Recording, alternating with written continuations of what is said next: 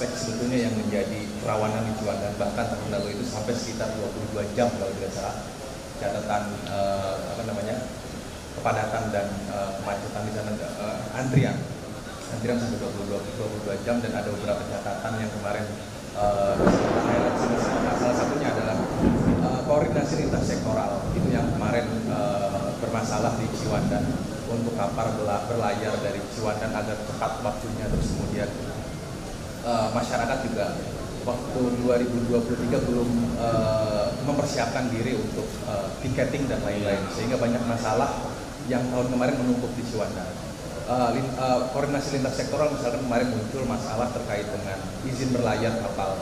Nah terus kemudian ada kapal yang ingin lebih banyak untung, katakan seperti itu, lebih memilih di Merak dibandingkan Ciwandan. Masalah-masalah itu muncul sehingga mengakibatkan kemacetan dan antrian yang panjang di Ciwandan. Bahkan catatan kemarin kan sampai 22 jam. Nah antisipasi permasalahan di Ciwandan seperti itu seperti apa oleh Polda Banten, dan kemudian Pemprov Banten di sini juga ada lintas sektoral yang bisa saya pikir menjawab masalah-masalah di Ciwandan yang semoga tahun ini semakin lancar di Ciwandan, Pak. Terima kasih, Pak. Assalamualaikum warahmatullahi wabarakatuh.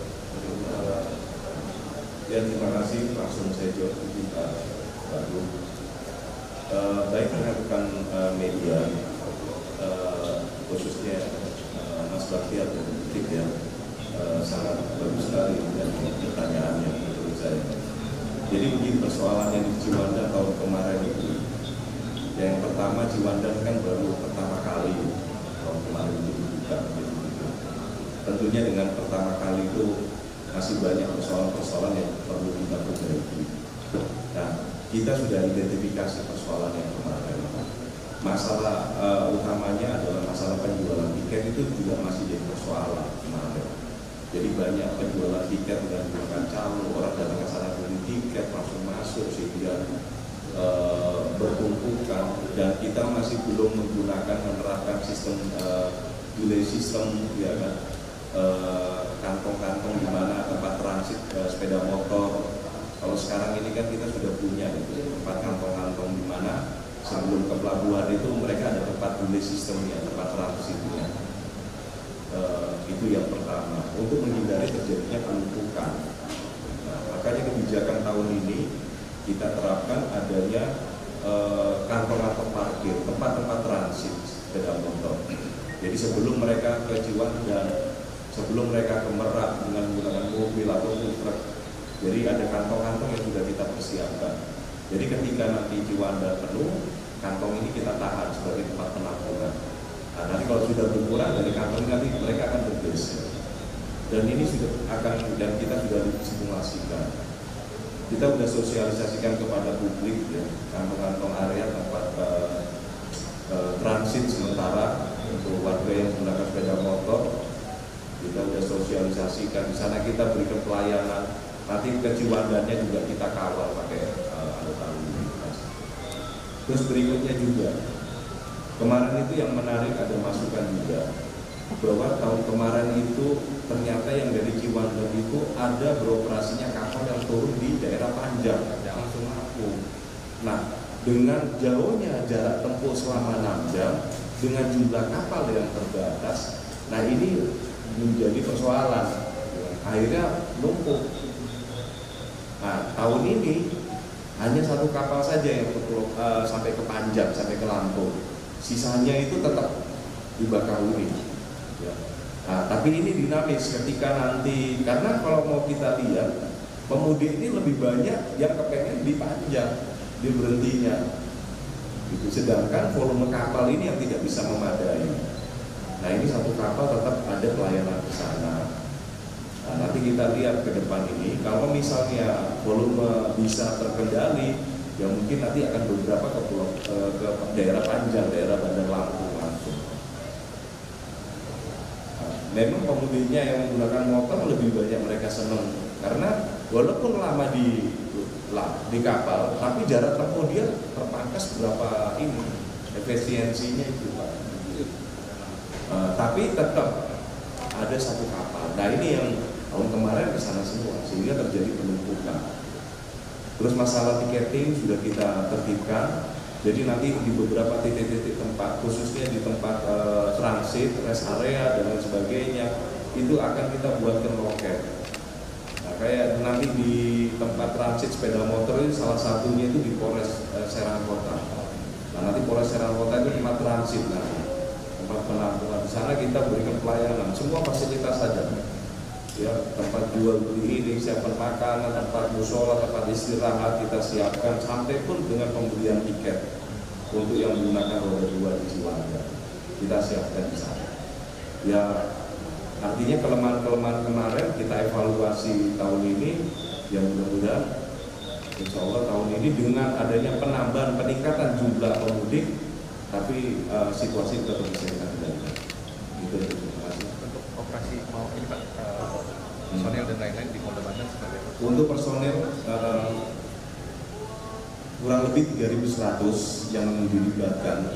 Ini dari Polda dan Polres jajaran, mulai tergelar dari perbatasan Tangerang, dari Polres Tangerang sampai dengan mulai dari Cikupa, Tangerang sampai dengan Merak, sampai dengan 3 pelabuhan tadi yang kita sudah bagi. Jadi kurang lebih 3.100 dan ada berapa pos Pak? 38 pos Pak. 7 pos pelayanan, 7 pos terpadu. Ada lagi kira-kira?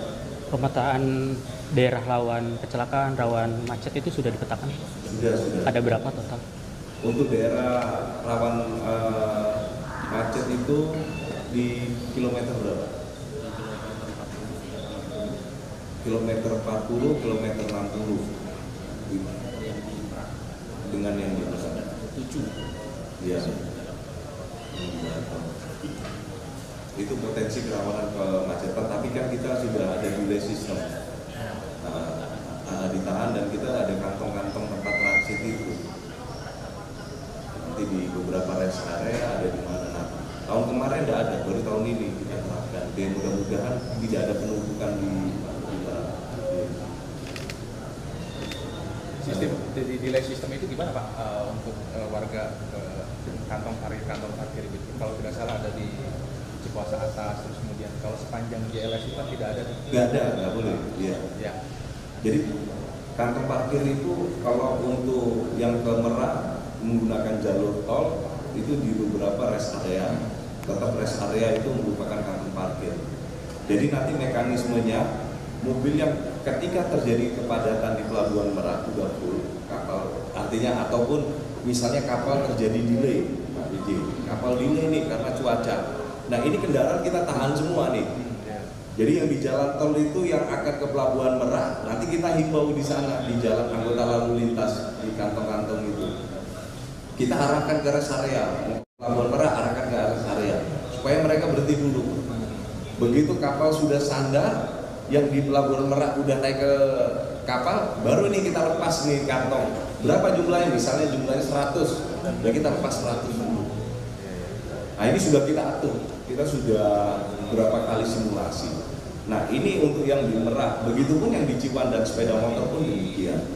Termasuk yang di BPJ juga kita lakukan seperti itu.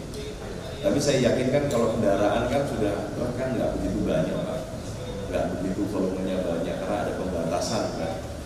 Ada pembatasan tidak boleh lagi kecuali bahan pokok ya dan BBM itu masih tetap diperbolehkan.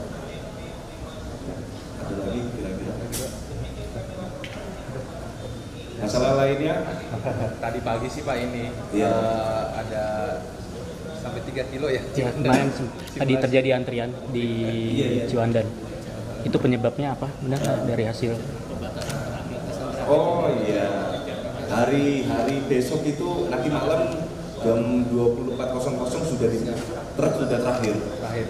Jadi karena untuk ini Pak, ngejar pembatasan terakhir itu, ya itu kan udah mereka rebutan dong, bondong-bondong. Karena nanti malam sudah truk udah nggak boleh lagi.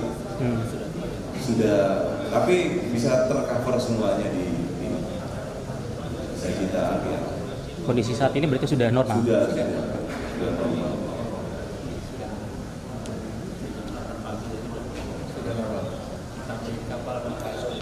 Iya Pak, satu lagi Pak yang tadi belum dijawab soal lintas sektoral kemarin ada masalah terkait dengan surat izin berlayar itu loh yang kadang-kadang kemarin ada lama.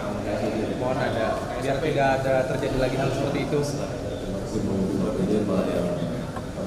Terkait dengan surat izin berlayar, sebenarnya tadi yang disampaikan oleh Bapak Kapolda betul. Jadi pertama kali kita melaksanakan kegiatan mudik menggunakan Ciwandan.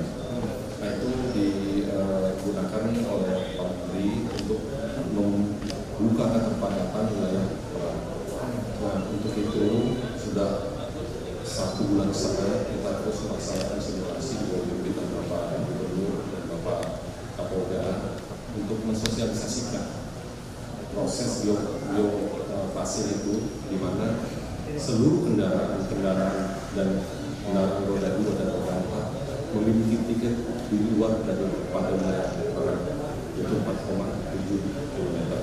Nah dahulu karena ini baru pertama kali semua kendaraan tanpa dan dengan tiket itu masuk wilayah pelabuhan, sehingga kapal itu harus dipastikan yang menggunakan kapal kendaraan roda 2 dan roda 4 harus memiliki karcis atau tiket. Nah pada saat itu karena prosesnya hanya 2 minggu dan itu baru pertama kali, kendaraan yang naik ke kapal itu tidak memiliki tiket, sehingga kami kesulitan untuk melakukan pengetatan manifest. Itulah yang menjadi kendala. Kalau saat ini insya Allah karena 4,7 kilo diyakini bahwa kendaraan roda 2 dan roda 4 telah memiliki tiket, maka SPB atau SPB tadi tidak ada kendala. Semua kendaraan yang naik kapal dipastikan sudah memiliki tiket.